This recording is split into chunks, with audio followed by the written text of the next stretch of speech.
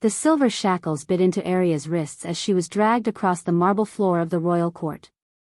Each step echoed through the grand hall like a death knell, bouncing off crystal chandeliers and gilded walls that had witnessed centuries of justice and injustice. She kept her chin up, even as whispers slithered through the assembled crowd like poisonous snakes. Look at her. Still pretending to have dignity. Wolfless freak. How did she even get close enough to kill Lady Meredith? Maybe that's exactly how. No one would suspect something so weak. Aria's jaw tightened. 22 years of those whispers, and they still had the power to make her feel small. But not today. Today, she had bigger problems than being the kingdom's only wolfless adult.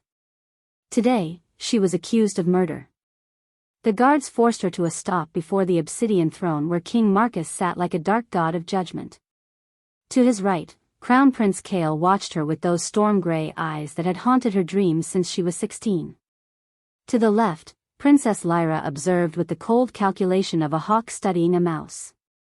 Aria Thorne, the king's voice boomed across the silent hall.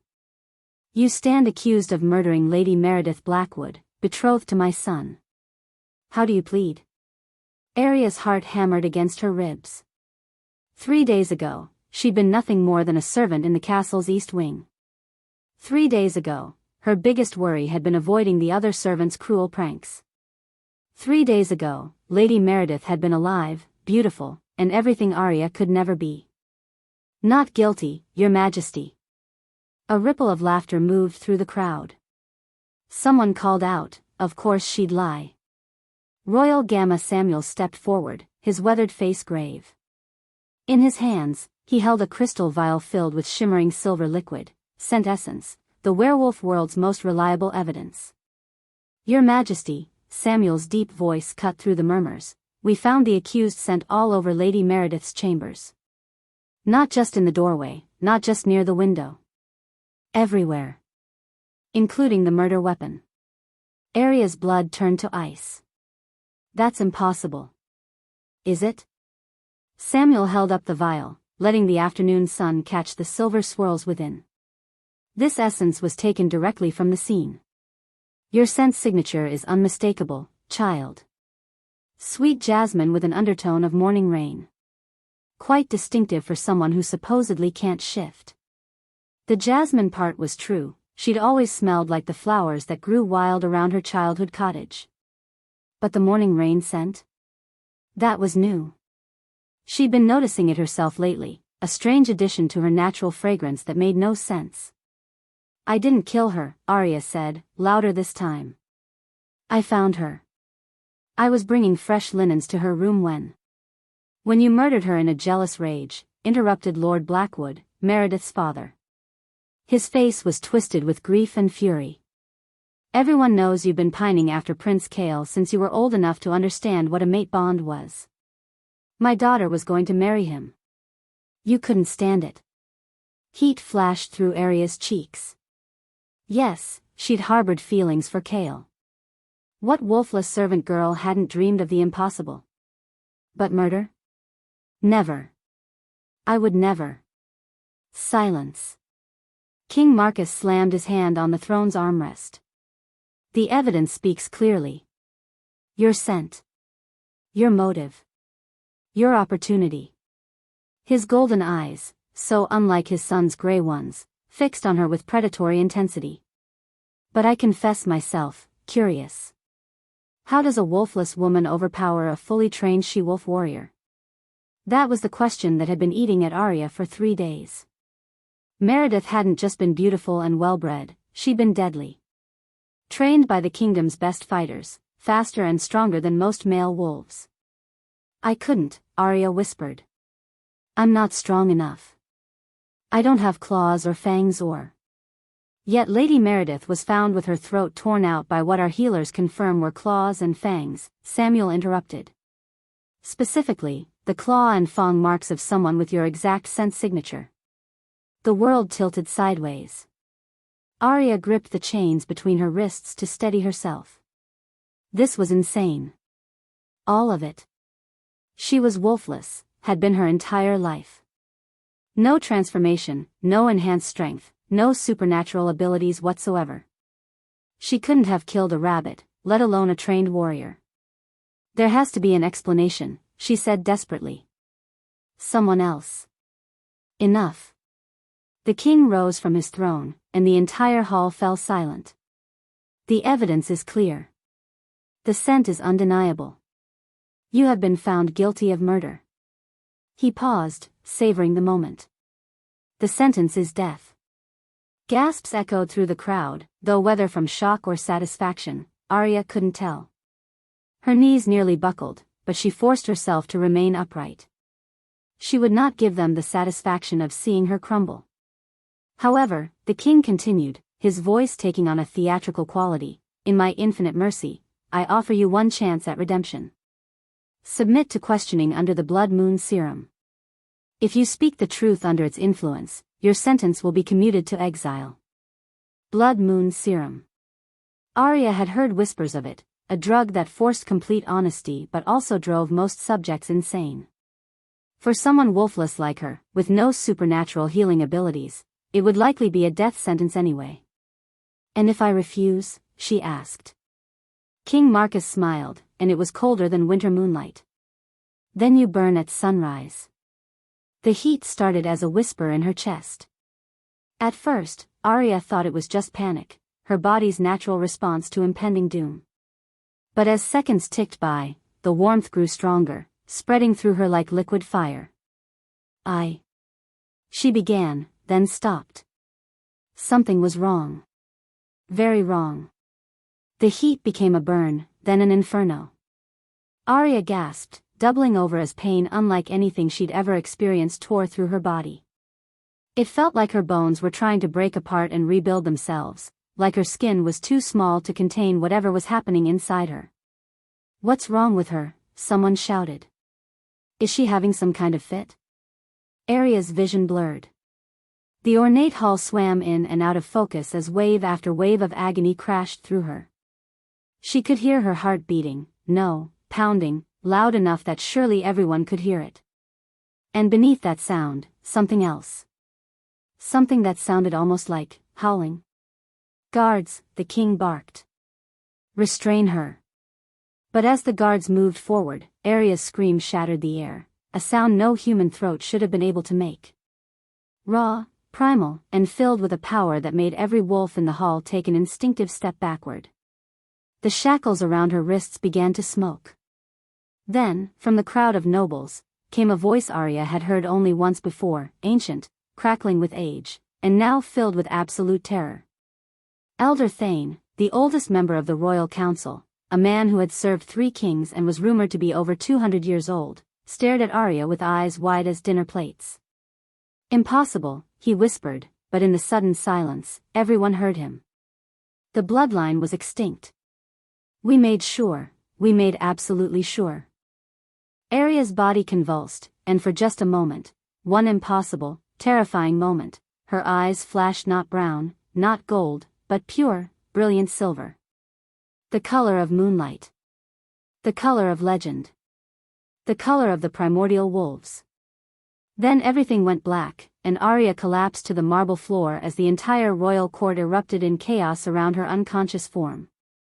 In her last moment of awareness, she heard Prince Kale's voice, rough with something that might have been fear or might have been awe. What the hell is she? But Elder Thane's whispered response followed her into the darkness. She's what we've been trying to kill for 20 years. If you are enjoying this video, hit the like button and subscribe to this channel. Chapter 2. Aria woke to the sound of her own heartbeat. Not the normal thump-thump she'd lived with for 22 years, but something deeper, stronger, a rhythm that seemed to echo through the stone walls of her cell. She could hear it as clearly as if someone were beating a drum next to her ear. She could also hear the guard outside her door breathing.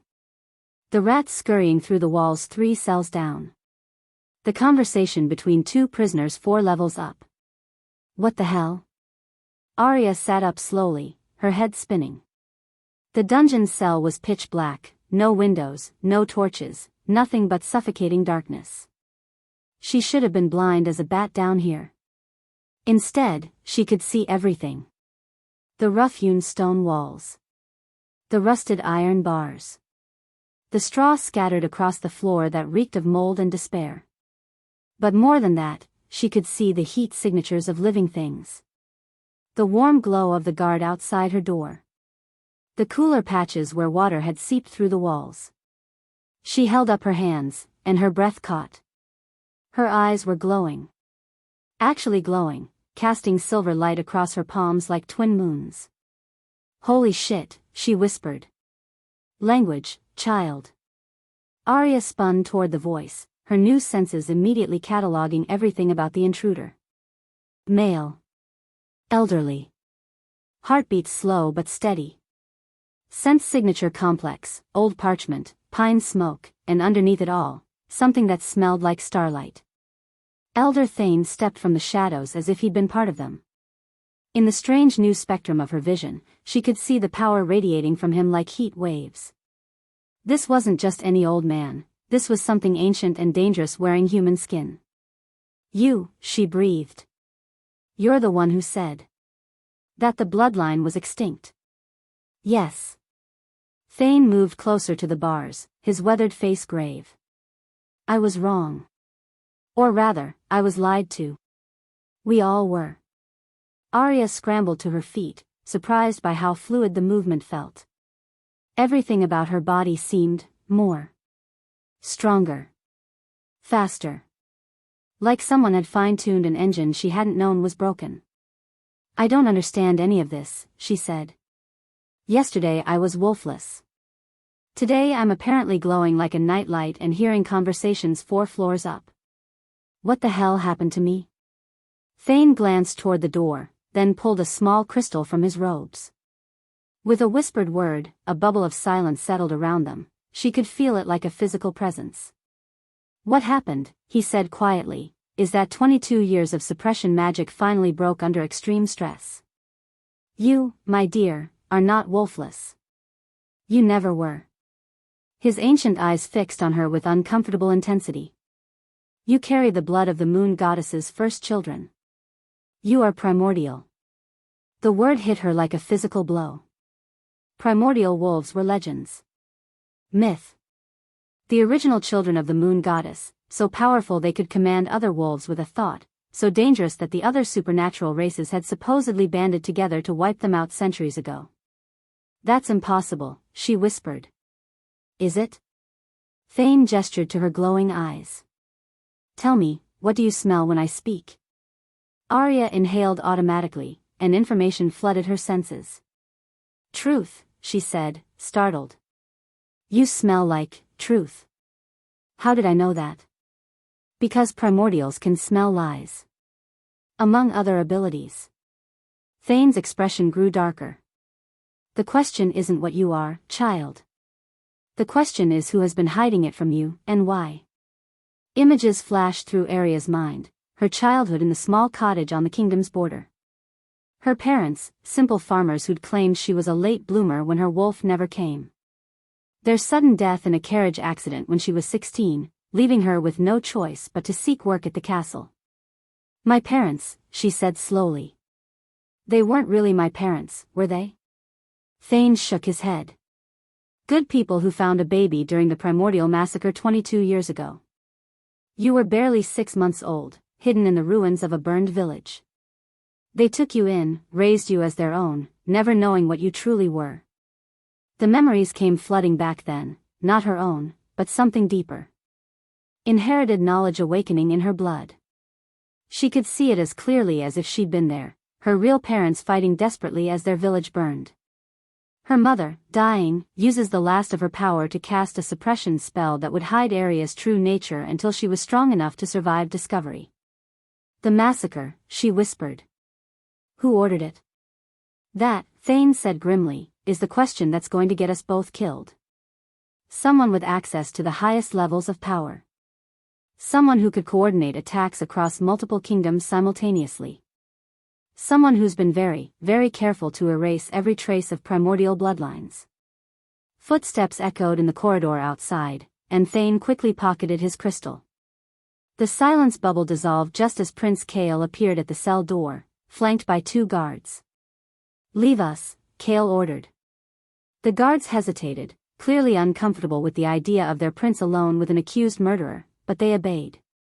Kale waited until their footsteps faded before stepping closer to the bars. In her enhanced vision, Aria could see the conflict radiating from him like a fever, duty warring with something else. Something that made her pulse quicken. "You're different," he said quietly. "Your scent, it's changed." She could smell him too, pine and leather and something wild that called to the newly awakened part of her soul. It was intoxicating and terrifying and completely inappropriate given their circumstances. "Kale," Thane said carefully, "what brings you to the dungeons so late?" "Questions," Kale replied, his storm-gray eyes never leaving Aria's face. "Too many damn questions." He turned to Thane. "You recognized what she was today. In the throne room. You knew."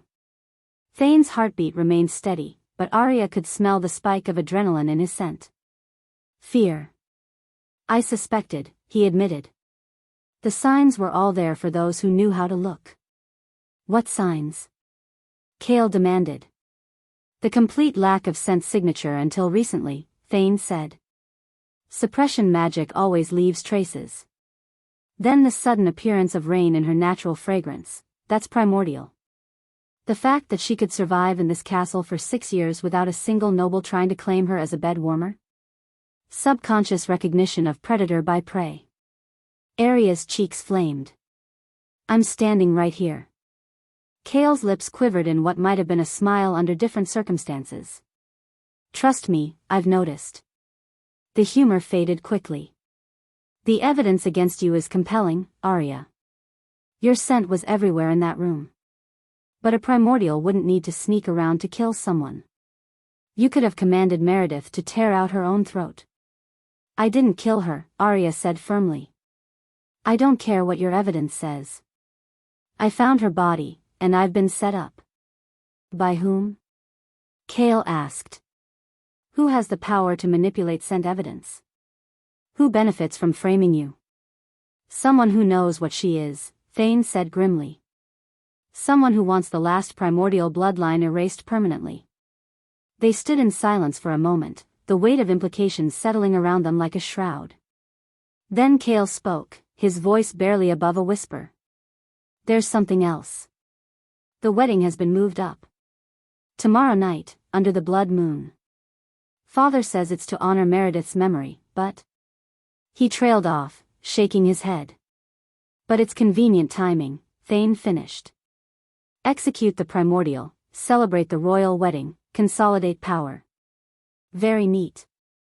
"I won't let them burn her," Kale said quietly, and something in his tone made Aria's heart skip.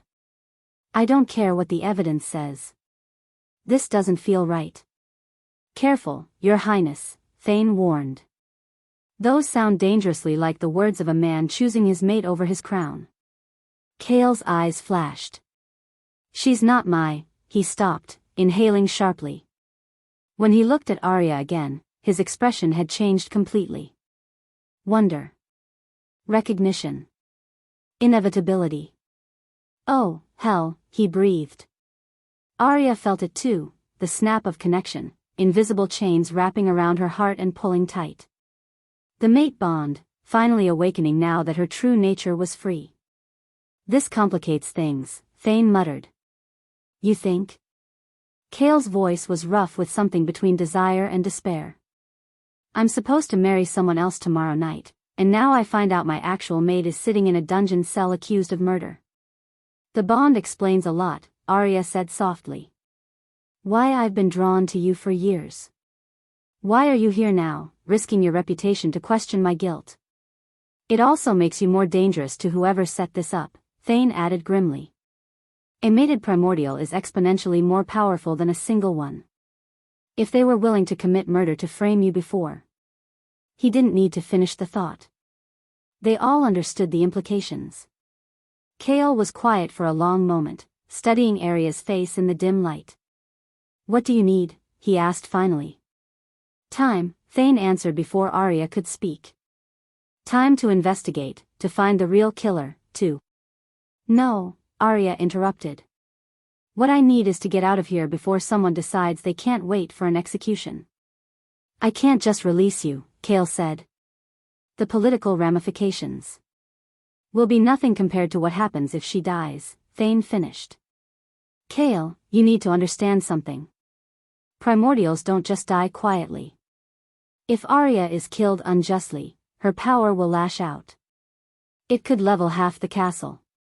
How encouraging, Aria muttered. A new set of footsteps echoed in the corridor, heavier, more urgent. Thane tensed, his hand moving to something concealed in his robes. You need to go, he told Kale urgently. Both of you. Now. What about you? Aria asked. Thane's smile was sad and knowing. Someone needs to buy you time. Besides, I'm old. I've been living on borrowed years anyway. Before anyone could protest, he pressed something cold and metal into Aria's palm through the bars, a key, ornate and ancient-looking. The real killer wants you dead because you can expose them, he whispered urgently. Trust no one, except your true mate. The footsteps were closer now, accompanied by the clink of armor. Thane stepped back into the shadows just as a squad of guards rounded the corner, led by Captain Hayes. Your Highness, Hayes said, surprised. What brings you to the dungeons? Curiosity, Kale replied smoothly. I wanted to see our prisoner for myself. Sir, there's been an incident. Elder Thane has been found dead in his chambers. Murdered. Aria's blood turned to ice. She looked toward the shadows where Thane had disappeared, but saw nothing. No body, no trace of the old man who'd just been speaking with them. Dead? Kale's voice was carefully neutral. When? Perhaps an hour ago, sir. Throat torn out, just like Lady Meredith. The king wants all prisoners secured immediately. As the guards moved to check the locks on the cells, Aria felt the key burning against her palm. Through the bars, she caught Kale's eye. He gave an almost imperceptible nod. The cell door creaked, just slightly, just enough to tell her the lock was already undone. As Captain Hayes discovered Elder Thane's body wasn't in the shadows where it should have been, Aria faced an impossible choice: escape and look guilty of yet another murder, or stay and face certain execution for crimes she didn't commit. The key felt heavy as destiny in her hand. Chapter 3. Aria's bare feet hit the forest floor running. The forbidden forest stretched before her like a living darkness, ancient trees so thick their canopies blocked out the moon. She should have been terrified, should have been stumbling blind through undergrowth that had swallowed countless trespassers over the centuries. Instead, she moved like liquid shadow, her enhanced senses mapping every route, every branch, every possible escape route. The silver glow of her eyes cut through the darkness like twin beacons, and her newly awakened instincts guided her deeper into the wild heart of the woods. Behind her, she could hear them coming.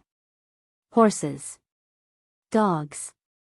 And underneath it all, the steady rhythm of pursuit that called to something primal in her blood. Kale was hunting her. She could feel him through their newly formed bond, the conflict tearing him apart, duty warring with desire. The knowledge that he was bound by oath to bring her back, but everything in his soul was screaming that she was innocent. Run faster, she told herself, leaping over a fallen log with inhuman grace. Don't think about how it felt when he looked at you. Don't think about the way your heart stopped when the bonds snapped into place. A howl echoed through the forest behind her, not quite wolf, not quite human. Royal tracking hounds, bred for endurance and viciousness. They'd follow her scent to the ends of the earth.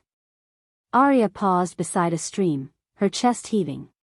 She needed to mask her trail, but water wouldn't be enough.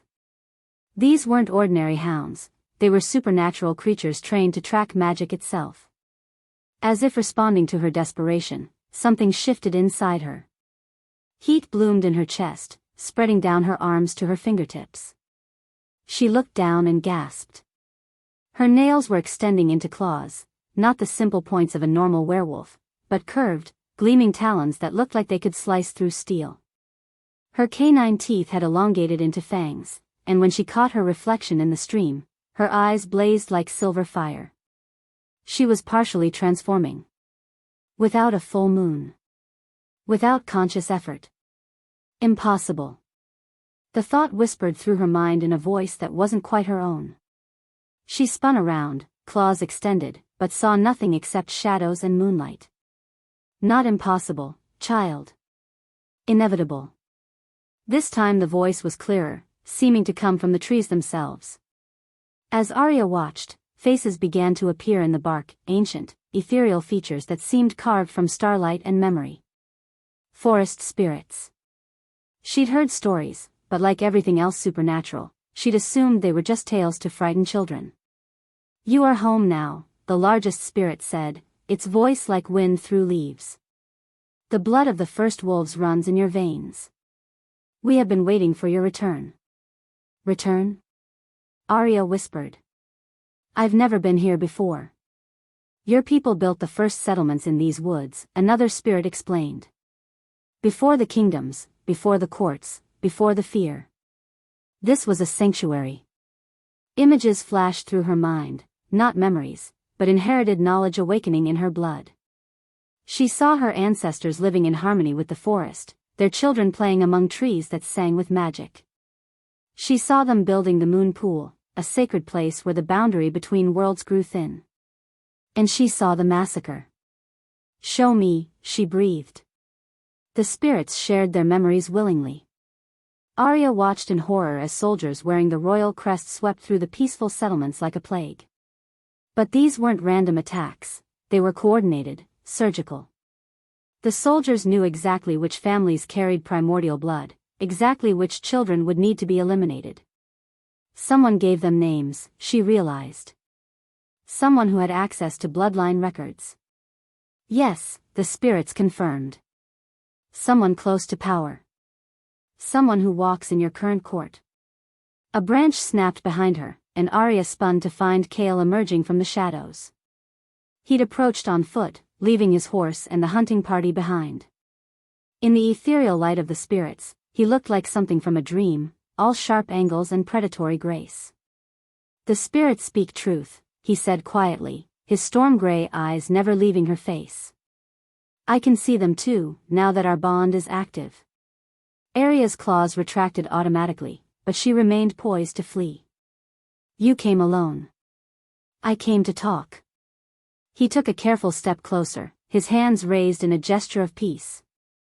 The others think you're heading for the northern border. I may have given them that impression. Why? She could feel his emotions through the bond, love, fear, frustration, and underneath it all, an absolute certainty of her innocence. Because whoever framed you wants you dead, and they're not going to wait for a formal execution. Kale's voice was rough with emotion. There have been 3 attempts on your life since you escaped. Poison in the water they left for you. A crossbow bolt that missed by inches. A stray arrow from one of my own guards. The spirits around them grew agitated, their forms flickering with anger. The corruption runs deep, they whispered. Deeper than you know. Who? Aria demanded. Who wants me dead badly enough to commit murder? Before Kale could answer, the air around them began to shimmer. Magic, old and powerful and wrong. The forest spirits recoiled as if burned, their forms growing dim. We need to move, Kale said urgently. Now. But Aria was drawn forward by instinct toward a clearing ahead where moonlight pooled like liquid silver. The moon pool, she could feel it calling to her blood, promising answers and power and truth. There, she said, pointing. That's where we need to go. Kale caught her arm as she started forward. Aria, that's sacred ground. If we're caught there together, then we'd better not get caught. The moon pool was exactly as she'd seen it in the spirit's memories, a perfect circle of still water that reflected not the sky above, but something deeper.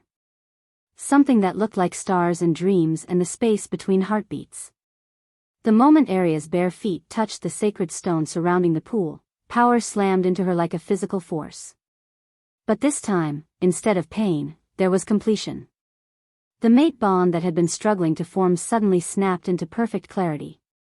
She gasped, every nerve ending in her body lighting up as if touched by lightning. Across the pool, Kale made a sound that was half growl, half groan. Aria. His voice was strained, his control hanging by a thread.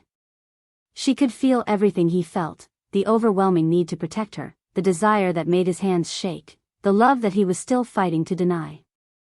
And underneath it all, the absolute certainty that she was his, would always be his, no matter what laws or politics stood between them. "I know," she whispered. "I feel it too." He was across the pool and pulling her into his arms before she could blink, his mouth crushing down on hers with desperate hunger. The kiss was fire and moonlight and everything she'd dreamed of but never dared hope for. When they finally broke apart, both of them were breathing hard. "This is insane," Kale said against her forehead. "I'm supposed to marry Lyra tomorrow night. I'm supposed to be hunting you down like a criminal." "Are you?" Aria asked quietly. "Hunting me?" His laugh was bitter. "Sweetheart, I've been hunting you my whole life. I just didn't know about it until now." The pool behind them began to glow, and suddenly they weren't alone. The forest spirits emerged from the water itself, their forms more solid here in this sacred place. "The young prince speaks truth," they said. "But truth will not save you from what comes." "What do you mean?" Aria asked. "The one who ordered the massacre, who has been eliminating your bloodline piece by piece, they know you have awakened. They know you are here." Images flashed through the water, a figure in a hooded cloak moving through the castle, dark magic swirling around them like smoke. Aria caught glimpses, hands that looked familiar, a walk she'd seen before, jewelry that sparked recognition. "Show me their face," she demanded. But before the spirits could comply, the sound of approaching hoofbeats shattered the night. Not the hunting party Kale had misdirected, this was something else. Something closer. "We need to go," Kale said, his hand moving to the sword at his side. "Now." But it was too late. Royal guards poured into the clearing from all sides, their weapons drawn and their faces grim. At their head rode a figure that made Aria's blood turn to ice. But it was too late.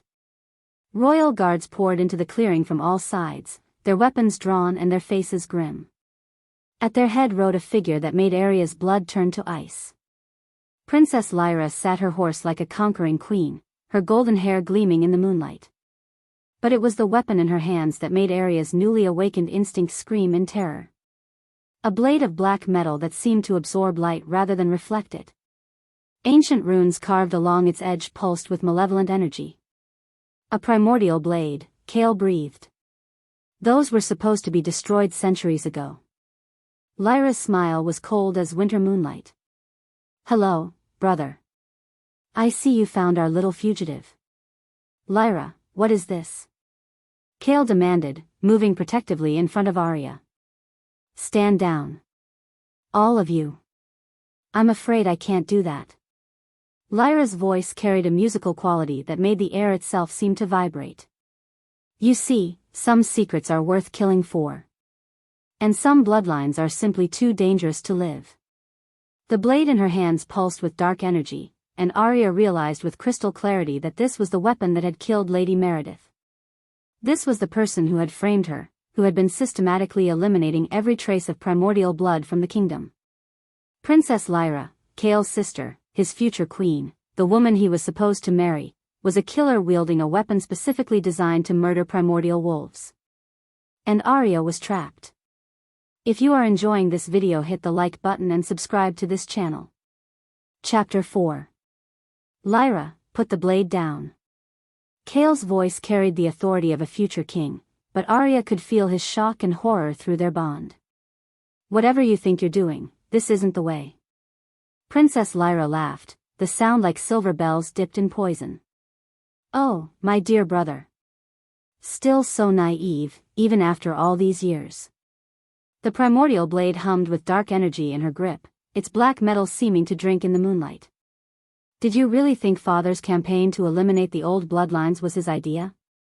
Aria's enhanced senses catalogued everything, 12 guards positioned in a perfect circle, their weapons trained on her and Kale. The acrid scent of dark magic rolling off Lyra like smoke. And underneath it all, something that made her blood run cold. Lyra smelled like death. Old death, fresh death, and death yet to come. You, Aria whispered, the pieces clicking into place. You killed Meredith. Among others. Lyra's smile was sharp as the blade in her hands. Poor Meredith was just the most recent. Did you know she was actually quite clever? She'd started asking questions about the primordial bloodline records, wondering why so many accidents kept befalling certain families. I couldn't let that continue. Kale took a step forward, his hand on his sword hilt. Lyra, you're talking about murder. Multiple murders. I'm talking about necessity, Lyra snapped, her composure cracking slightly. Do you have any idea what kind of power the primordials possessed? They could command other wolves with a thought. Make entire armies kneel with their presence. They were gods among mortals, and we barely managed to destroy them the first time. By committing genocide, Aria said, her voice deadly quiet. By saving the world from tyranny. Lyra's eyes blazed with fanatic fervor. And now you want to bring it all back. The last pure primordial bloodline, awakening just in time to mate with the future king. How convenient. Power began to build in Aria's chest, not the painful transformation from before, but something controlled and deliberate. She could feel the forest spirits gathering around them, drawn by the presence of the sacred pool and her awakening abilities. That's what this is really about, isn't it? Aria realized. Not just eliminating me. You want my power for yourself. Lyra's smile returned, cold and triumphant. Primordial abilities can be transferred through ritual sacrifice. All it takes is the right blade, the right location, and the right motivation. Her gaze flicked to Kale. Nothing quite like the anguish of a mate bond being severed to fuel dark magic. You're insane, Kale breathed. Lyra, I won't let you. You won't have a choice. Lyra raised the blade, and shadows began to writhe around it like living things. Guards, restrain the prince. Try not to damage him too badly, I'll need him coherent for the ritual. The guards hesitated. These were men who'd served Kale since childhood, who'd sworn oaths of loyalty to him personally. But Princess Lyra was still royalty, still their future queen. I said restrain him. Lyra's voice carried a compulsion that made several guards step forward against their will. That's when Aria's power finally erupted. It started as a growl that seemed to come from the earth itself, building to a roar that shattered the night like thunder. Every guard in the clearing stumbled as primal terror flooded their systems, the instinctive recognition of an apex predator. Aria's partial transformation completed itself in a burst of silver light. Her claws extended to their full length, gleaming like polished steel. Her fangs dropped, sharp enough to pierce armor. And her eyes blazed with power that made the moon itself seem dim. Nobody, she snarled, her voice carrying harmonics that shouldn't have been possible, touches my mate. She moved like liquid lightning, crossing the clearing in the space between heartbeats. The first guard went down with 3 claw marks across his chest, deep enough to incapacitate, not to kill. The second managed to get his sword up before she hit him. She snapped the blade with her bare hands and sent him flying into a tree. Kill her. Lyra screamed. Kill them both. But the remaining guards were backing away, their weapons trembling in their hands. Aria wasn't just fighting, she was something out of legend, something that activated every survival instinct they possessed. Kale joined the fight with lethal grace, his sword singing as it cut through the night air.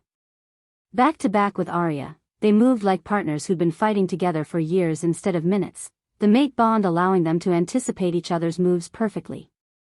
This is what you were afraid of, isn't it? Aria called out to Lyra as she disarmed another guard. Not just that I'd reclaim my heritage, but that we'd be unstoppable together. You know nothing about power, Lyra snarled. She raised the primordial blade high, and dark energy began to coalesce around it. Let me show you what 20 years of study can accomplish. The blast of dark magic hit Aria like a physical blow, sending her skidding across the sacred stones. But instead of weakening her, contact with the moon pool seemed to amplify her abilities. She rolled to her feet with inhuman grace, power crackling around her like visible electricity. My turn, she said. The forest spirits answered her call, rising from the pool like wraiths made of moonlight and memory. They swarmed toward Lyra, their voices raised in an ancient war cry that made reality itself seem to vibrate. But Lyra was ready for them. The primordial blade cut through the spirits like they were made of smoke, its dark magic unraveling their forms with each strike. Impossible, one of the spirits gasped as it dissolved.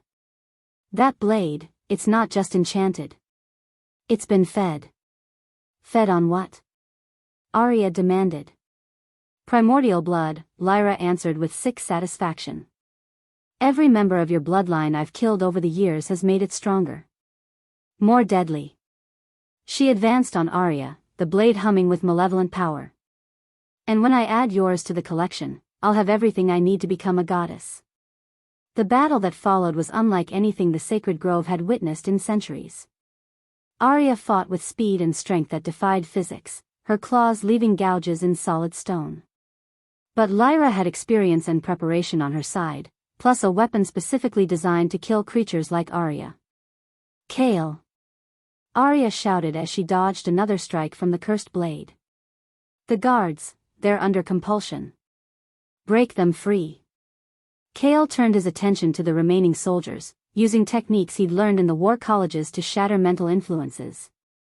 One by one, the guards stumbled back to awareness, horror dawning on their faces as they realized what they'd been commanded to do. My prince, one of them gasped. We didn't mean, the princess, she made us.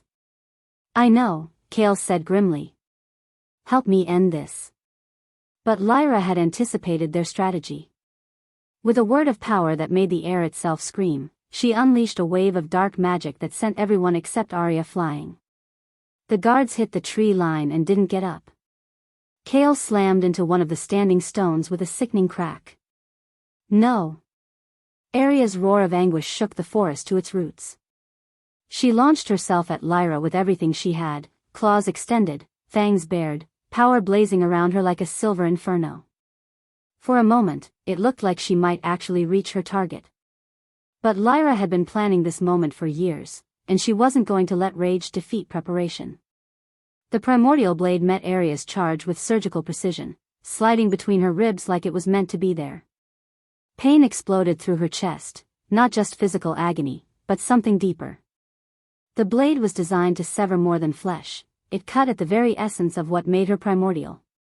Did you really think, Lyra whispered as Aria collapsed to her knees, that love would be enough to save you? Aria's vision grayed at the edges, but she could see Kale struggling to his feet, blood streaming down his face. Their bond pulsed with his desperate need to reach her, but his body wasn't responding properly. The ritual requires your willing sacrifice, Lyra continued, twisting the blade. But I find unwilling work just as well. That's when Aria's blood hit the sacred stones of the moon pool. The reaction was immediate and catastrophic.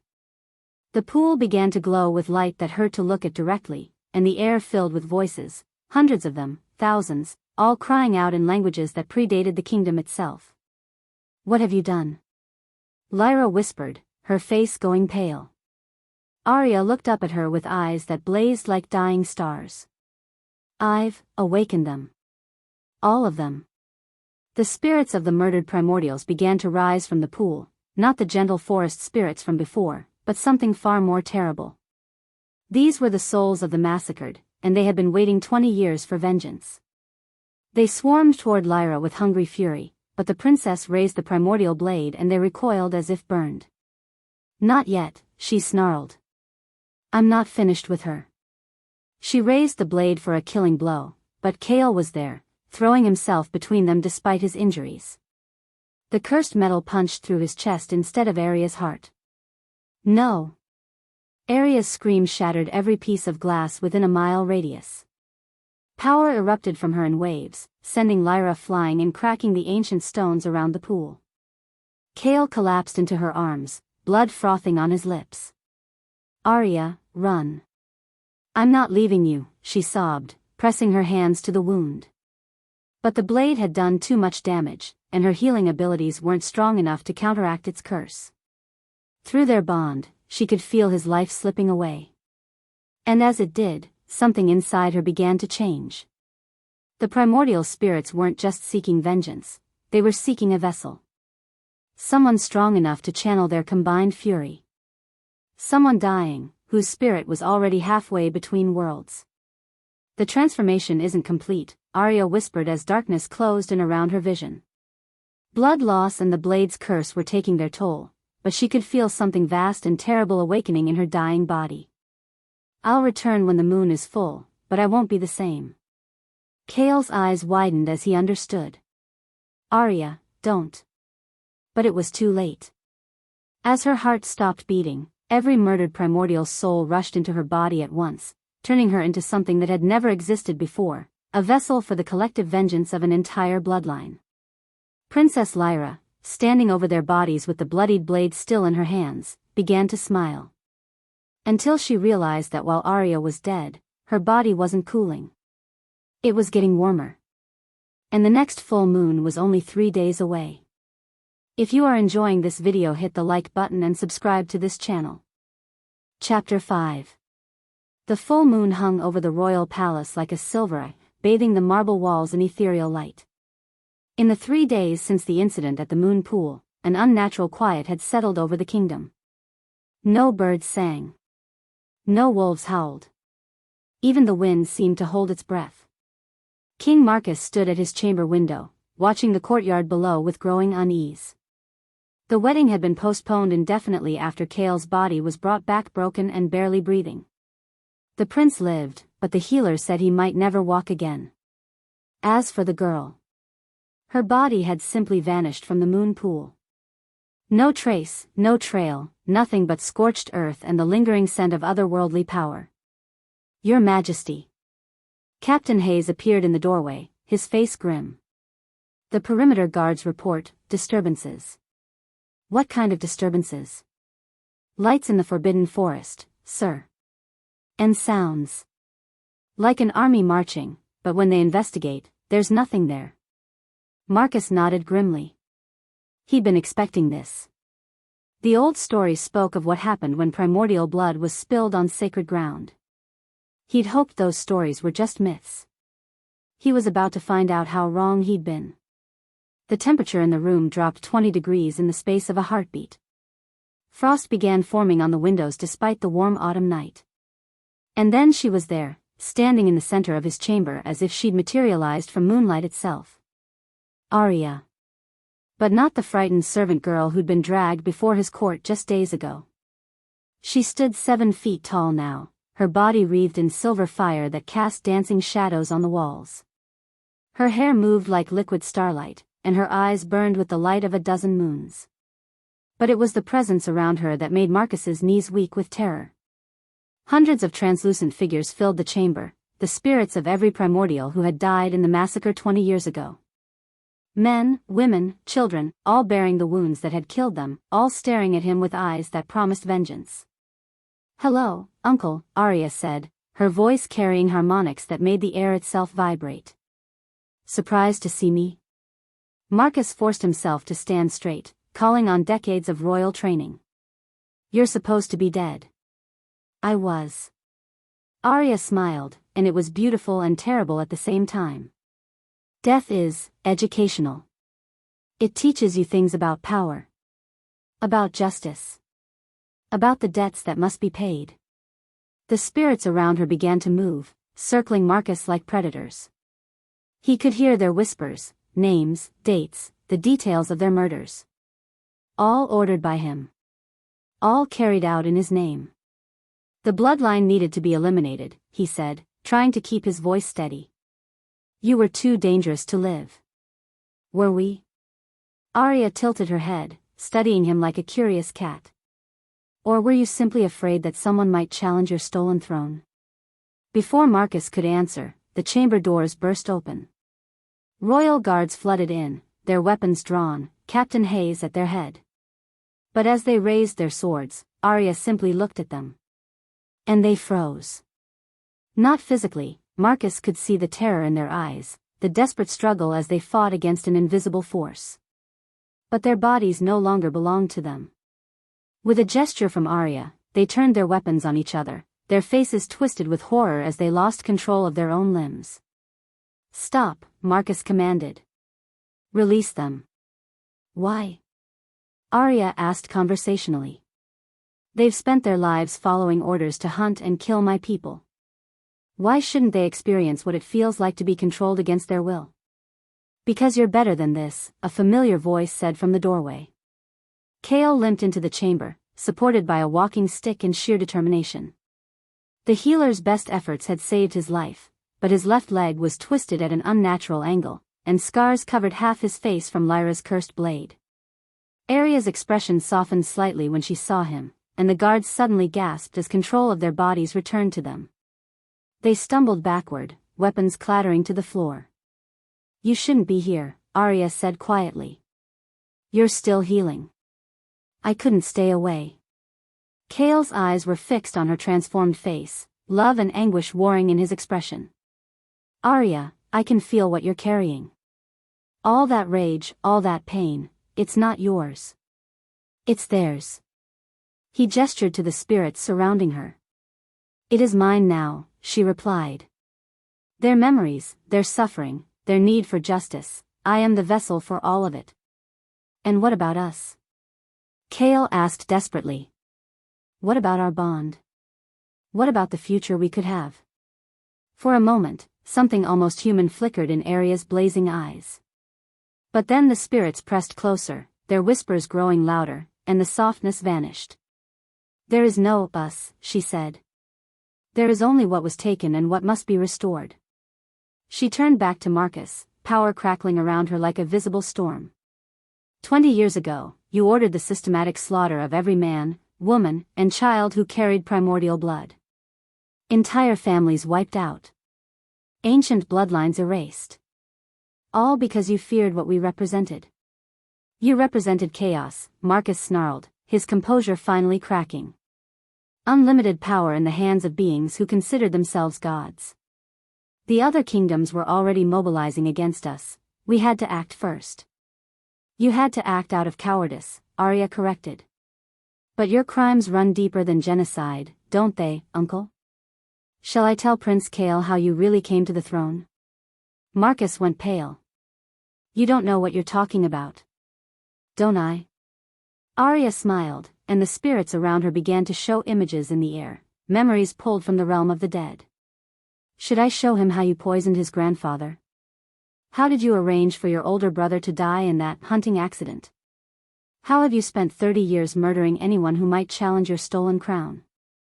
Kale stared at his father in shock. Is it true? Marcus's silence was answer enough. The blood of kings and primordials both, Aria continued. You've bathed this kingdom in innocent blood to maintain your power. And now, that blood calls for payment. She raised her hand, and every wolf in the palace began to howl, a sound of pure terror that echoed through the night. Marcus could feel his own wolf trying to submit, the primal part of his brain recognizing something far above him in the supernatural hierarchy. What do you want? He asked through gritted teeth. Justice, Aria replied simply. Surrender your crown. Abdicate your throne. Let the kingdom know the truth about what you've done. And then? Then you face the judgment of those you murdered. The spirits pressed closer, their forms becoming more solid, more threatening. Marcus could see the wounds that had killed them, could smell the phantom scent of blood and fear. And if I refuse? Aria's smile was sharp as winter moonlight. Then I let them have their vengeance, and every person in this palace pays the price for your crimes. You would murder innocents? Innocents? Aria laughed, a sound like silver bells and breaking glass. Where were the innocents when children were burned alive in their beds? Where were the innocents when pregnant mothers were hunted down like animals? You made this kingdom complicit in genocide, now you can all share in the consequences. Aria, please. Kale stepped forward, ignoring the spirits that hissed and recoiled from his presence. This isn't you. This isn't who you are. Isn't it? She turned to him, her expression almost curious. I can hear their thoughts, Kale. Every person in this palace. Do you know what I found? Not one of them questioned the primordial hunts. Not one of them spoke up when families disappeared in the night. They were content to benefit from genocide as long as it didn't touch them directly. Because they were afraid, Kale said desperately. Because speaking up would have meant death. That doesn't make them guilty. Doesn't it? Aria tilted her head. I can compel the truth from anyone now, you know. Shall I ask them what they really thought when they heard about the massacres? Shall I show you how many of them celebrated the deaths of my people? Before Kale could answer, the chamber filled with new power, different from Aria's silver fire, darker and more twisted. Princess Lyra stepped through the shadows as if they were doorways, and Marcus felt his blood turn to ice. His daughter had changed. Where once she had been beautiful in a conventional way, now she radiated an otherworldly allure that was both captivating and terrifying. Her golden hair seemed to move with a life of its own, and her eyes held depths that looked like they went on forever. Most disturbing of all, she no longer felt entirely human. Sister, Lyra said, smiling at Aria with what might have been genuine warmth. You look magnificent. Lyra. Aria's voice carried a note of wariness. I can feel the power in you. What have you done? What I had to do. Lyra moved into the chamber with predatory grace, and Marcus noticed that the primordial spirits gave her a wide berth. Your death provided the final component for a ritual I've been preparing for years. I've absorbed enough primordial essence to become something new. You used my blood, Aria realized. The blade, it didn't just wound me. It harvested my power. Every drop, Lyra confirmed cheerfully. Combined with the essence I'd collected from previous kills, it was enough to transform me into something that's never existed before. A synthetic primordial, you might say. All the power, none of the inconvenient morality. The air between the two women began to crackle with opposing energies, Aria's silver fire meeting Lyra's dark radiance. The spirits around Aria grew agitated, sensing a threat they couldn't simply overwhelm. You can't rule through vengeance alone, Lyra continued. The people will never accept a tyrant, even one with righteous anger. But they will accept a queen who offers them stability, prosperity, protection from the chaos you represent. You want to make a deal, Aria said slowly. I want to offer you a choice. Lyra's smile was sharp as her father's had been. Surrender yourself to me, let me absorb the rest of your power, and I'll give your people the justice they deserve. Not massacre, not chaos, proper justice. Trials, executions, a new order built on truth. Aria looked around the chamber, at Marcus cowering behind his guards, at Kale watching her with desperate hope, at the spirits of her ancestors crying out for blood. Then she looked back at Lyra, this new creature who wore her sister-in-law's face but radiated power that felt wrong in every possible way. You're offering to be a benevolent dictator, Aria said finally. I'm offering to be effective, Lyra corrected. You have the power to destroy, but do you have the wisdom to rebuild? Can you create a kingdom that serves justice without drowning in blood? Aria was quiet for a long moment, the weight of countless spirits pressing against her consciousness. When she spoke, her voice carried the authority of the grave itself. I don't need wisdom, she said. I have something better. I have the truth. She turned to face the assembled court, power blazing around her like a silver sun. I offer the royal court one choice, and one choice only. Surrender the crown to me willingly, acknowledge the crimes that have been committed in your name, and face justice with what dignity you can muster. And if we refuse? Marcus asked. Aria's smile was beautiful and terrible. Then the spirits take their vengeance, and I watch this kingdom burn. The silence that followed was deafening. Then Lyra stepped forward, dark power swirling around her like a living shadow. I'm afraid I can't allow that, she said pleasantly. You see, I've grown rather fond of this kingdom. And I have plans for it that don't include watching it burn. The two women faced each other across the chamber, and everyone present could feel the weight of impending catastrophe. Princess against primordial. Sister against mate. The stolen power of the dead against the righteous fury of the slaughtered. Choose, Aria said, her voice carrying to every corner of the palace. Crown or ashes. Justice or vengeance. Decide now. But as she spoke, Lyra raised her hand, and the air filled with magic that felt like a violation of everything natural and good. The real battle was about to begin. If you are enjoying this video, hit the like button and subscribe to this channel. Chapter 6. The air in the chamber crackled with opposing forces as Aria and Lyra faced each other across the marble floor. Silver fire met dark shadow, the collision of their powers making reality itself seem to bend and warp around them. "You were always too sentimental, sister," Lyra purred, raising her hands as tendrils of stolen power writhed around her fingers like living smoke. "Justice? Mercy? These are luxuries for those who can afford weakness. And you were always too hungry for power that was never yours to take," Aria replied, the spirits of her ancestors growing more solid around her, their collective rage feeding her strength. Marcus and his guards backed toward the walls as the two supernatural forces prepared to clash, but Kale remained where he was, caught between duty to his sister and love for his mate. "Lyra, stop this," he pleaded. "Whatever you've become, whatever ritual you perform, this isn't you." "Oh, but it is me," Lyra laughed, and the sound made the windows vibrate. "This is who I've always been, brother. The only difference is now I have the power to." "To what? Destroy everything our family built?" The new voice cut through the supernatural tension like a blade, and every person in the chamber froze. Standing in the doorway, very much alive and wearing travel-stained clothes, was Crown Prince Adrian, Kale's older brother, supposedly dead for 3 years. "Adrian?" Marcus whispered, his face going white as death. "But how are you? Dead?" Adrian stepped into the chamber, and Aria's enhanced senses immediately catalogued something wrong about him. His scent was off, too clean, too neutral, like someone who'd been using magic to mask their true nature. Yes, that was rather the point, wasn't it? It's hard to investigate a conspiracy when everyone thinks you're part of the problem. Lyra's confident expression cracked. "You're supposed to be in your tomb. And you're supposed to be getting married tomorrow night," Adrian replied conversationally. "Funny how plans change." His gaze swept over the chamber, taking in the spirits surrounding Aria, the dark power radiating from Lyra, the cowering guards.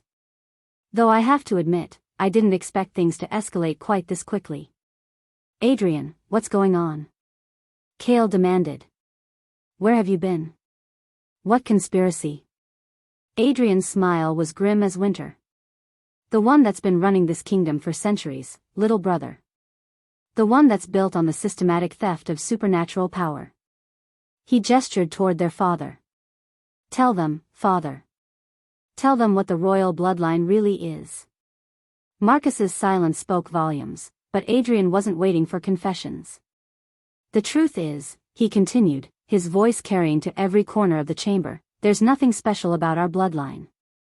Nothing that makes us inherently worthy of rule. We're not even particularly powerful wolves." He paused, letting that sink in. "But our ancestors were very good at stealing power from those who were."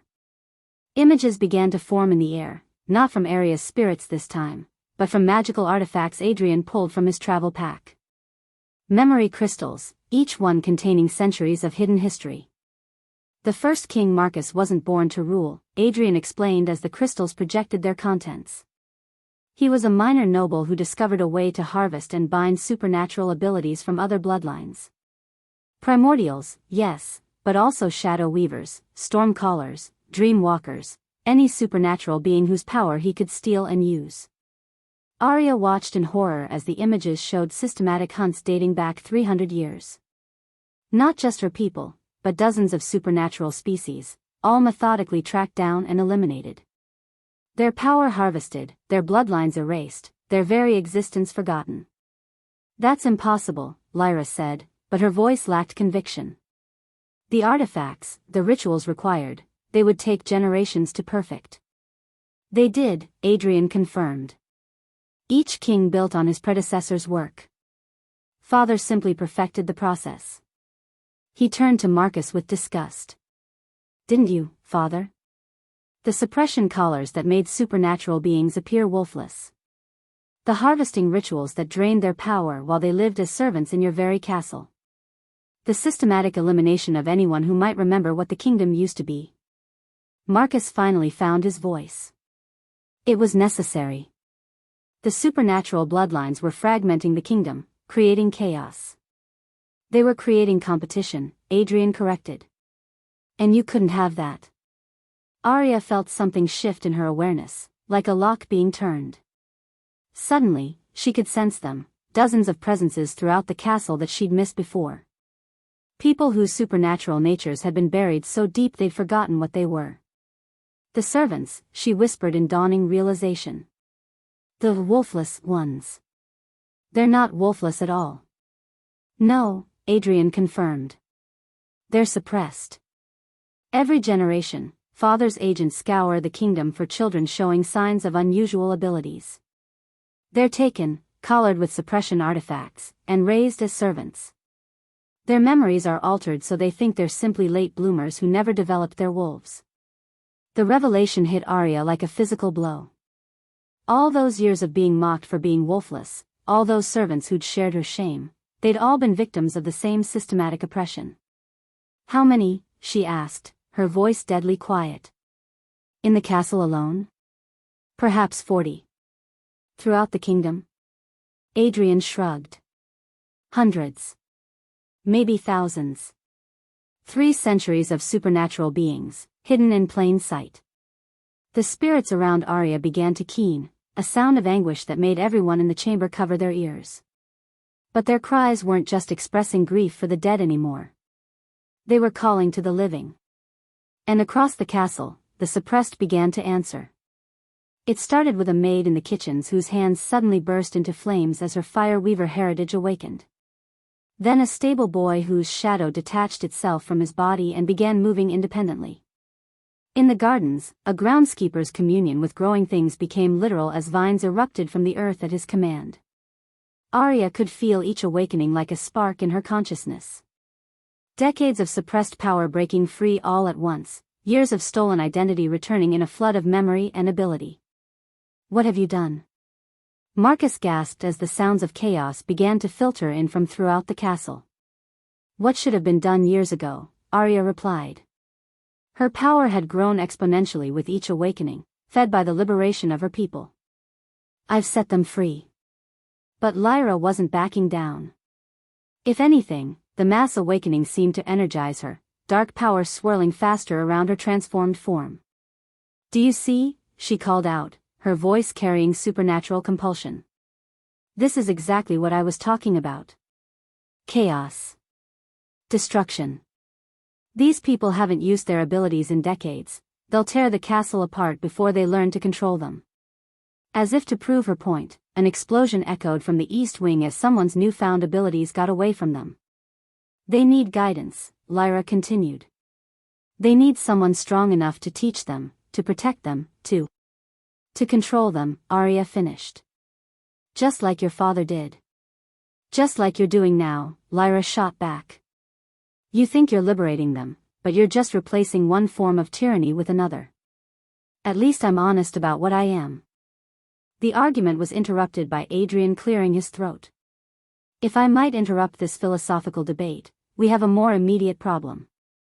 He activated another memory crystal, and new images filled the air, these ones showing movement on the kingdom's borders. Armies. Lots of them. It seems, Adrian said grimly, that our neighboring kingdoms have been expecting something like this. The moment the supernatural awakening began, they started mobilizing.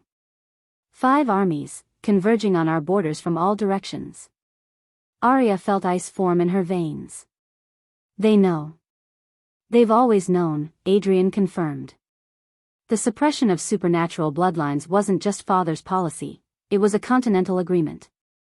Every kingdom has been doing the same thing, maintaining the illusion that supernatural beings are rare aberrations rather than the natural state of the world. And now that the illusion is breaking, Kale began. Now they're coming to put it back together, Adrian finished. By force, if necessary. They can't let word spread that their own suppressed populations might start awakening. The chamber fell silent except for the distant sounds of supernatural chaos echoing through the castle. Aria looked around at the faces surrounding her, her mate, broken but still fighting for what he believed was right. Her enemy, powerful and ruthless but perhaps not entirely wrong about the need for control. The king who'd orchestrated genocide but was now facing the consequences of his actions. And the brother who'd faked his own death to expose the truth. "How long do we have?" she asked. 3 days, maybe 4, Adrian replied. "They're moving fast, but they still need to coordinate. The question is, what do we do with the time we have?" Lyra stepped forward, her expression calculating. "We could still make a deal. Combine our power, present a united front. With my strategic knowledge and your raw strength. United under your leadership, of course," Aria interrupted. "I'm the only one here with experience managing large-scale magical conflicts," Lyra replied coolly. "Like it or not, I'm the most qualified to."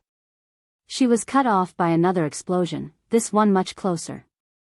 Through the chamber windows, they could see supernatural fire lighting up the night sky as more and more suppressed beings rediscovered their heritage.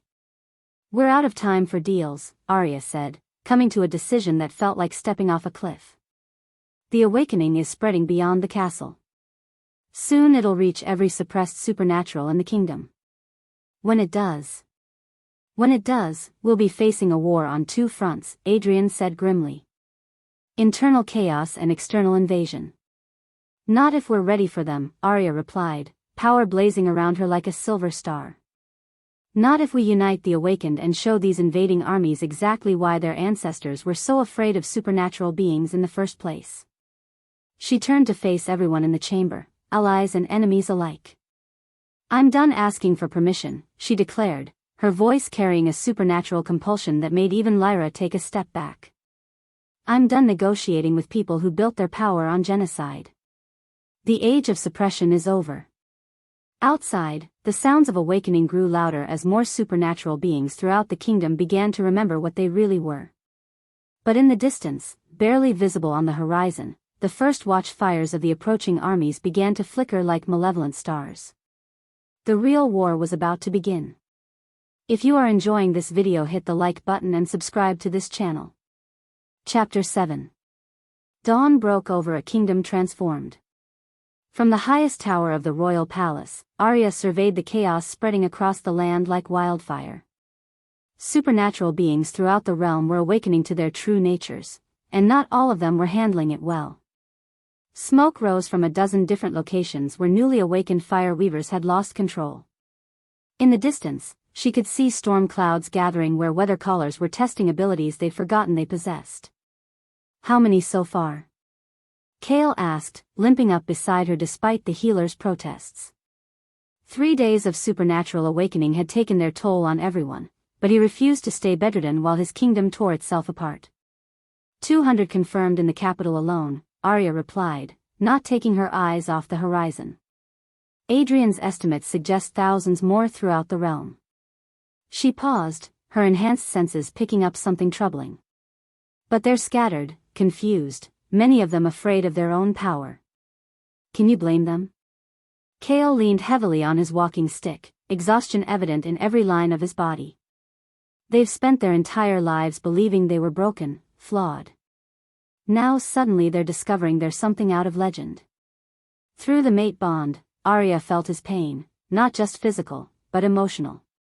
He was watching his kingdom transform into something unrecognizable, and despite everything his family had done, he still felt responsible for protecting his people.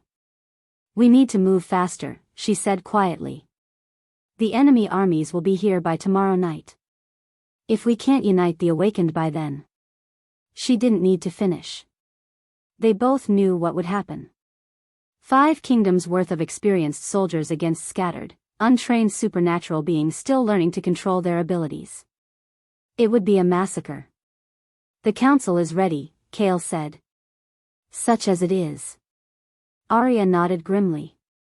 Their council was an unlikely collection of awakened supernaturals, palace guards who'd remained loyal despite the chaos, and a handful of nobles who'd proven their scent signatures were clean of deception. Even Adrian had agreed to help, though his 3 years underground had left him more shadow than substance. Notably absent was Princess Lyra, who had vanished during the second night of awakenings. Aria's enhanced senses could still detect traces of her presence throughout the castle, but the woman herself remained elusive. "Let's go," Aria said, turning from the window. "We have a war to prepare for." The Great Hall had been transformed into a command center. Maps covered every surface, marked with colored pins showing awakened supernaturals, enemy troop movements, and strategic positions. The massive table at the center held representatives of every supernatural ability they'd discovered so far. Elena, the former kitchen maid whose fireweaver heritage had awakened first, sat next to Marcus, the stable boy whose shadow-walking abilities had proven invaluable for reconnaissance. Beside them, Theron, an elderly groundskeeper whose plant communion had revealed itself in spectacular fashion, studied defensive positions with the intensity of a career military officer. "Status report," Aria said as she entered, her voice carrying enough supernatural authority to quiet the room instantly. "Eastern approach is secure," Marcus reported, his living shadow rippling with nervous energy. "The storm callers have created a weather barrier that should slow enemy advancement by at least 6 hours. Western front is more problematic," Elena added, flames dancing between her fingers as she spoke. "Too many awakened in that sector are still struggling with control. We've had 3 accidental fires and 1 case of someone accidentally melting their own weapon." Theron cleared his throat. "The plant speakers have established communication networks throughout the kingdom. Every major settlement now has early warning capabilities." "But..." He hesitated. "But?" Kale prompted. "The enemy armies aren't just bringing conventional weapons," the old man said grimly. "My contacts in the border forests report strange artifacts. Suppression devices on a massive scale. They're not just planning to defeat us, they're planning to recolor every supernatural being they can capture." A chill settled over the room. Aria had broken the individual suppression artifacts, but if the enemy had industrial-scale versions? "How many troops total?" she asked. 15,000 from the northern kingdoms, Adrian reported, emerging from the shadows near the door. His time underground had changed him. He moved like smoke given form, and his eyes held depths that suggested he'd learned to see into places normal vision couldn't reach. 20,000 from the Eastern Alliance. The Southern Confederation is bringing 12,000, plus their siege engines. "Numbers?" Kale asked tersely. 47,000 trained soldiers, equipped with supernatural suppression technology, against our... Adrian paused, consulting his notes. "Approximately 800 awakened individuals, most of whom have been supernatural for less than a week." The silence that followed was deafening. "Well," Elena said finally, "at least we know where we stand." "We stand on the edge of extinction," Marcus muttered, his shadow coiling anxiously around his feet. "No," Aria said firmly, power radiating from her voice. "We stand on the edge of revolution. For 3 centuries, the kingdoms have maintained control through fear and suppression. Tomorrow, we will show them what they were really afraid of." She moved to the center of the room, and every eye followed her. When she spoke, her words carried the weight of absolute conviction. "I don't care about the numbers. I don't care about their weapons or their experience or their strategies. What I care about is this: they're coming here to put collars back on people who've just tasted freedom for the first time in their lives. They want to drug our children, suppress our abilities, and pretend we don't exist." Around the room, supernatural beings straightened, power beginning to flicker around them like visible emotion. "Are we going to let them?" Aria asked. "No," Elena said, fire blazing in her eyes. "No," echoed Marcus, his shadow expanding until it covered half the wall. "No," shouted Theron, and through the windows, they could see vines erupting from the palace gardens in response to his emotion. "Then let's get to work," Aria said with grim satisfaction. The next 18 hours passed in a blur of frantic preparation. Former servants worked alongside former nobles, their supernatural abilities complementing each other in ways that revealed the true potential of their combined power. Fire weavers forged weapons that could cut through suppression artifacts. Shadow walkers established communication networks that enemy forces couldn't intercept. Stormcallers prepared weather barriers that would funnel invading armies into carefully planned kill zones. Aria found herself everywhere at once, her primordial abilities allowing her to coordinate efforts across the entire kingdom. She could feel each awakened supernatural like a spark in her consciousness, and through them, she could sense the approaching danger. It was during the final hours of preparation that Lyra finally revealed herself. Aria was in the palace courtyard, working with a group of earth shapers to create defensive barriers, when the temperature dropped 30 degrees in an instant. Frost spread across the ground despite the warm autumn weather, and the air itself seemed to thicken with malevolent power. "Hello, sister," Lyra said, stepping out of what appeared to be a tear in reality itself. "I see you've been busy." Lyra looked different. Where before she had radiated stolen power, now she seemed to contain entire universes within her transformed form. Her golden hair moved like liquid starlight, and her eyes held depths that hurt to look into directly. "Lyra." Aria kept her voice level, but every awakened supernatural in the courtyard stepped back instinctively. "Where have you been?" "Learning," Lyra replied with a smile that was beautiful and terrible. "Do you know what I discovered during my little absence? All these awakened supernaturals, all this delicious power flowing freely for the first time in centuries, it's created quite an opportunity." She raised her hand, and suddenly every awakened being in the courtyard cried out in pain. Aria watched in horror as streams of power began flowing from them toward Lyra, their supernatural abilities being drained like water through a siphon. "Stop!" Aria commanded, her primordial authority slamming into Lyra's theft ritual. For a moment, the power drain faltered. Then Lyra laughed, and the siphoning intensified. "Oh, dear sister," she purred. "Did you really think I'd been idle? I've spent the last 3 days preparing a harvesting ritual that can drain power from every awakened supernatural in the kingdom simultaneously. All I needed was for you to gather them all in one convenient location." Around the courtyard, supernatural beings were collapsing as their abilities were stolen. Elena's flames flickered and died. Marcus's shadow dissolved into ordinary darkness. Theron's connection to growing things withered like plants in winter. "You're killing them." Aria snarled, launching herself at her sister-in-law with claws extended and power blazing. But Lyra was ready for her. The stolen power she'd accumulated made her faster, stronger, more dangerous than any single supernatural being. She caught Aria's attack with casual ease and sent her flying across the courtyard. "Not killing," Lyra corrected pleasantly. "Perfecting. When this is over, I'll be powerful enough to face those armies single-handedly. I'll save the kingdom, protect the awakened from their own inexperience, and rule with the kind of strength that makes resistance impossible." "You'll be ruling over corpses," Aria gasped, struggling to her feet. Around her, the supernatural beings were growing weaker by the second. "A small price for stability," Lyra replied. "Better a goddess ruling over the living than a martyr presiding over the dead." It was then that the first horn calls echoed across the kingdom. The enemy armies had arrived early, and they were already beginning their assault on the outer defenses. Lyra's ritual faltered for just a moment as she registered the sound. In that instant of distraction, Aria felt a terrible certainty settle into her bones. There was only one way to save everyone.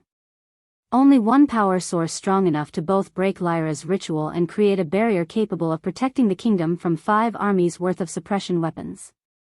Her own primordial essence. All of it. The knowledge came from the spirits of her ancestors, their voices whispering instructions for a sacrifice that would strip away everything that made her special, everything that connected her to Kael through their mate bond, everything that had defined her since her awakening. She would become mortal. Ordinary. Humans. And the ritual would probably kill her in the process. Through their bond, she felt Kael's presence as he raced toward the courtyard, alerted by the sounds of battle. In seconds, he would arrive, and he would try to stop her. He would choose her over the kingdom, love over duty, just as she'd always known he would. Which was exactly why she couldn't let him arrive in time. Aria began the ritual, drawing power not just from herself but from the spirits of every primordial who had ever died for the cause of supernatural freedom. The courtyard filled with silver light as centuries of accumulated power began to flow through her mortal form. The pain was indescribable. Like being struck by lightning while drowning in molten silver. But as her power poured out, Lyra's harvesting ritual shattered like glass, and the stolen abilities flowed back to their rightful owners. "What are you doing?" Lyra screamed, her own power flickering as the foundation of her ritual crumbled. "What I should have done from the beginning," Aria replied through gritted teeth. "Choosing them over me." The barrier began to form, a dome of pure primordial energy that expanded outward from the palace, growing larger and stronger with each second. Where it touched suppression artifacts, they dissolved. Where it encountered enemy weapons, they turned to dust. But the power required was beyond anything a mortal form could contain. Aria felt her life force being consumed along with her supernatural abilities, her very essence burning away to fuel the protection she was creating. "Aria, no." Kale's voice cut through the silver fire surrounding her, and she turned to see him in the courtyard entrance, his face twisted with anguish and understanding. Through their rapidly fading bond, she felt his desperate desire to reach her, to stop the ritual, to save her life even if it meant condemning everyone else. "Don't," she whispered, though she knew he could hear her through the bond. "Let me do this. Let me save them." For a heartbeat, Kale hesitated, love warring with duty in his storm-gray eyes. Then enemy war horns sounded again, much closer this time, and they both knew the choice had been taken out of their hands. The ritual continued, and Aria began to die. If you are enjoying this video, hit the like button and subscribe to this channel. Chapter 8. The silver fire consuming Aria grew brighter with each passing second, her mortal form struggling to contain the centuries of primordial power flowing through her. The protective barrier continued to expand, but she could feel her life force burning away like kindling in a furnace. Through their rapidly fading bond, she felt Kale's anguish as he watched her sacrifice herself for the kingdom.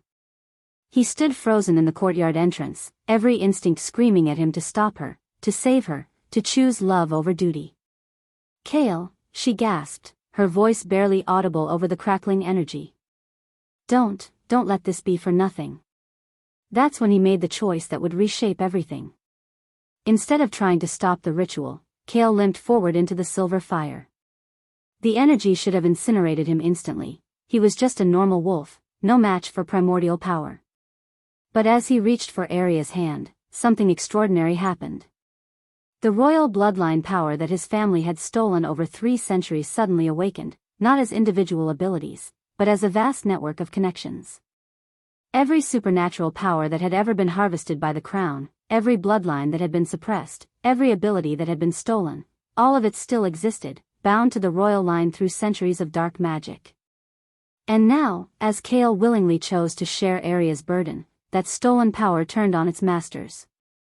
"What?" Lyra screamed as her carefully hoarded abilities began to drain away, flowing toward the joined hands of Aria and Kale. "The crown was built on theft," Adrian said from the shadows, understanding dawning in his voice. "But theft creates bonds. All that stolen power, it was never really gone. It was just waiting for someone worthy to claim it." The silver fire around Aria and Kale transformed, becoming something new, not the raw, destructive force of vengeance, but a balanced fusion of natural authority and supernatural power. Where Aria's primordial heritage had been all silver fire and ancestral fury, this combined energy pulsed with warmth, compassion, and an absolutely unshakable sense of justice. The protective barrier solidified, becoming not just a shield but a transformation field. Where it touched the approaching armies, suppression artifacts crumbled to dust. Where it encountered supernatural beings, it didn't drain them, it completed them, helping newly awakened abilities stabilize and strengthen. "Impossible," Lyra breathed, her stolen power continuing to flow away from her. "That's not how magic works. You can't just..." "Can't just what?" Aria asked, her voice now carrying harmonics that seemed to come from the earth itself. "Can't choose unity over dominance? Can't build power through consent rather than conquest?" Around the courtyard, the supernatural beings who had been drained by Lyra's ritual were not just recovering, they were transforming.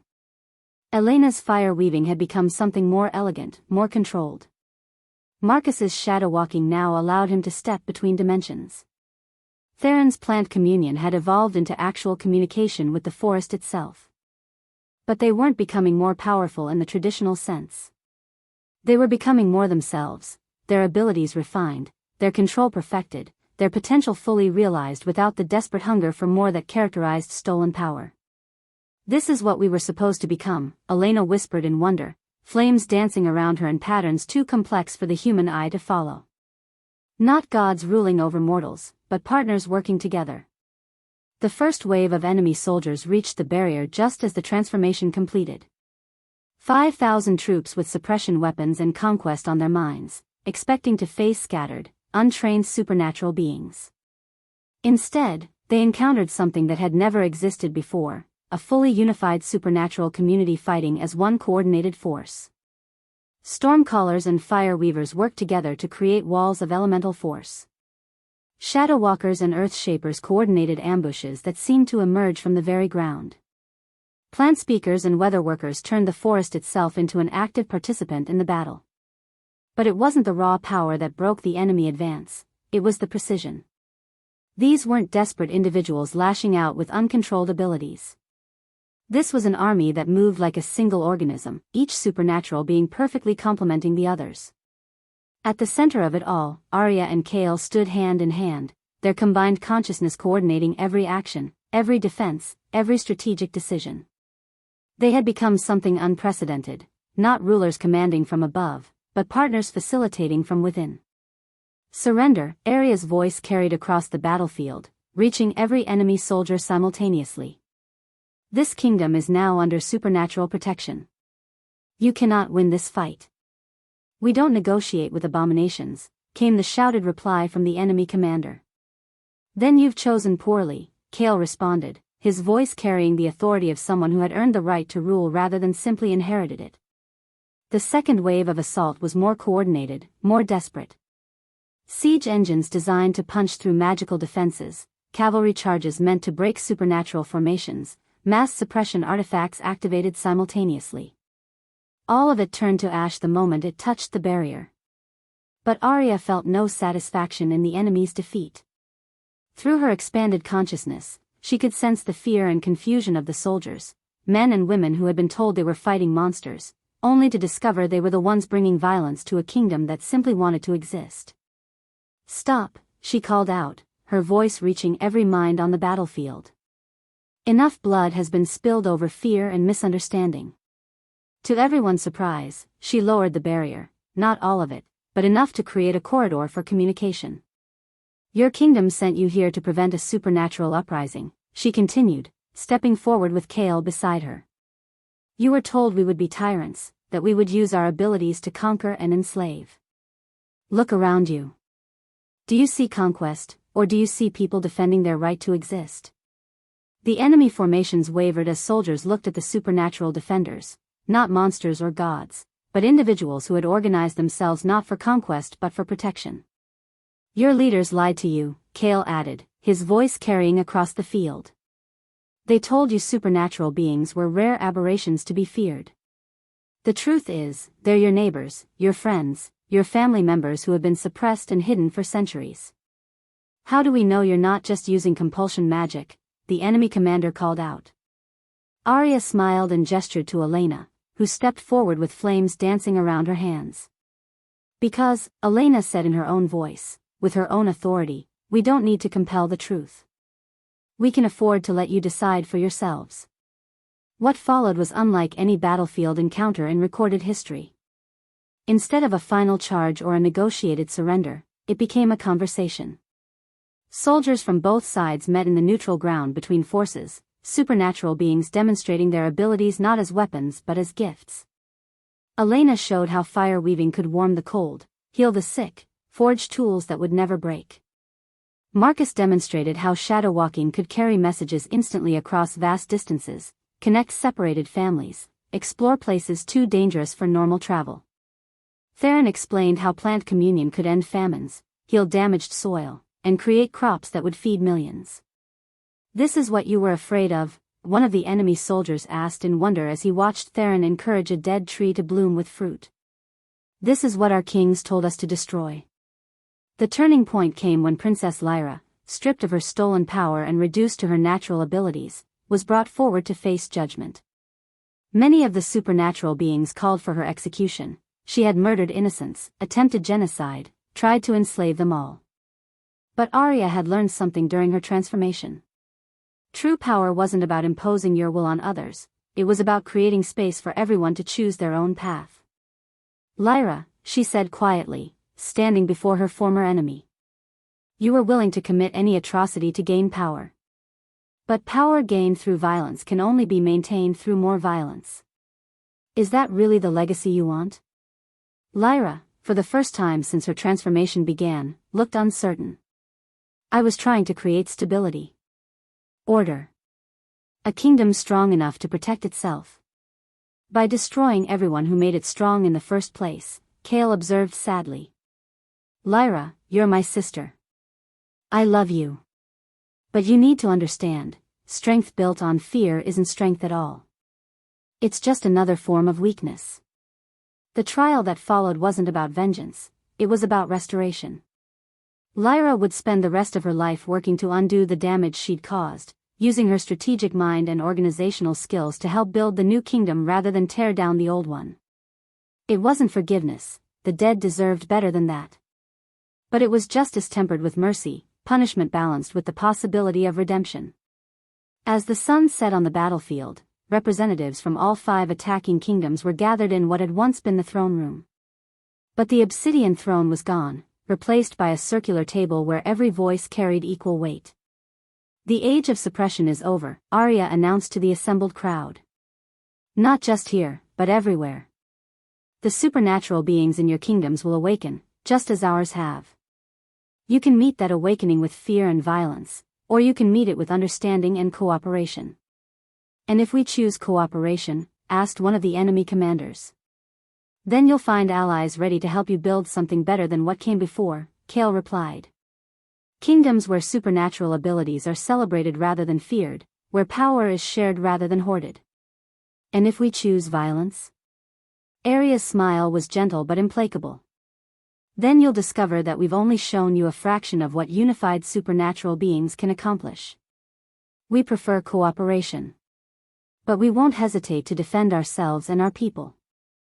The negotiations continued through the night, but the outcome was never really in doubt.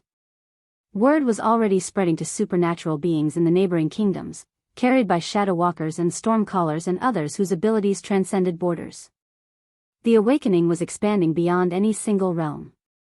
Within a year, the map of the known world would be redrawn. Not through conquest, but through transformation. 5 years later, Aria stood in the same courtyard where she had nearly died performing the great ritual. But now it was filled with gardens tended by plant speakers, workshops where fire weavers and earth shapers collaborated on projects that benefited everyone, and training grounds where young supernatural beings learned to use their abilities not as weapons but as tools for building a better world. Your Majesty, a young voice called out, and Aria turned to see a delegation of visitors approaching, representatives from a distant kingdom that had only recently begun allowing supernatural beings to live openly. The title still felt strange. She and Kale had never officially been crowned. Their authority came not from ceremony but from the daily choice of their people to follow leaders who had proven themselves worthy of trust. Just Aria, she corrected gently. What can I do for you? We've come to challenge your authority, the lead delegate announced in a voice that tried to sound threatening but mostly came across as nervous. Our king believes you've grown too powerful, that your influence threatens the natural order. The old Aria, the one consumed by ancestral rage and primordial power, might have responded with a demonstration of supernatural force. The very old Aria, the powerless servant girl, might have cowered and apologized. But this Aria, the one who had learned that true strength came from unity rather than dominance, simply smiled. I see, she said calmly. And what exactly would you like me to do about your king's concerns? The delegates exchanged uncertain glances. They had clearly expected threats, displays of power, perhaps even violence. They hadn't prepared for a reasonable conversation. We demand that you cease your interference in our kingdom's internal affairs, the leader managed. I'm not interfering, Aria replied. Supernatural beings in your kingdom are awakening because that's what supernatural beings do when they're no longer suppressed. If your king has a problem with his people discovering their true nature, perhaps he should examine why he was suppressing them in the first place. She gestured around the courtyard, where humans and supernatural beings worked together on projects that would have been impossible for either group alone. This is what you're afraid of? She asked. People cooperating? Communities where everyone's gifts are valued? Our king says you're planning to conquer the world, one of the other delegates said uncertainly. Conquest requires an army, Kale observed, appearing beside Aria with the easy grace of someone who had learned to work with rather than against his limitations. Do you see an army here? Or do you see people living their lives in peace? The delegates looked around again, taking in the scene with eyes that were clearly struggling to reconcile what they saw with what they had been told to expect. But, the power, the leader said weakly. The supernatural abilities. Surely you must use them too. To build better homes, Elena interrupted, emerging from a workshop with a tool that gleamed with inner fire. To heal the sick, to grow food, to connect separated families. Yes, we use our abilities. That's what they're for. Your king is welcome to visit, Aria said, her tone making it clear the invitation was genuine. Let him see for himself what supernatural freedom actually looks like. Let him talk to people who were once suppressed and are now thriving. If he still believes we're a threat after that, well, then perhaps the threat was never really us.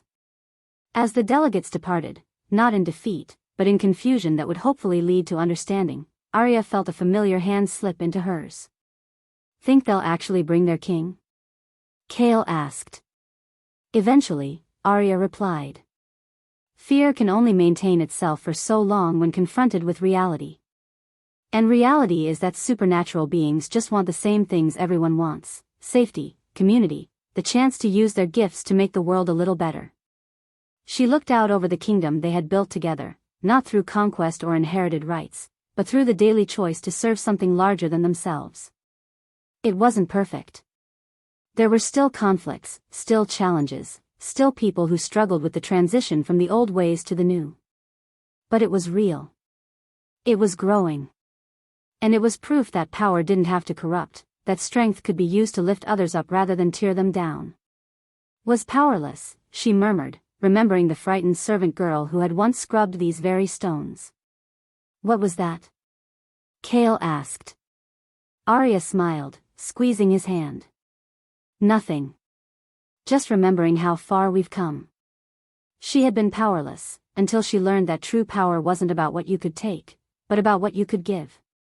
Not about standing above others, but about standing with them.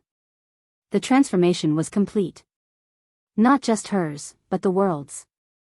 And it was beautiful.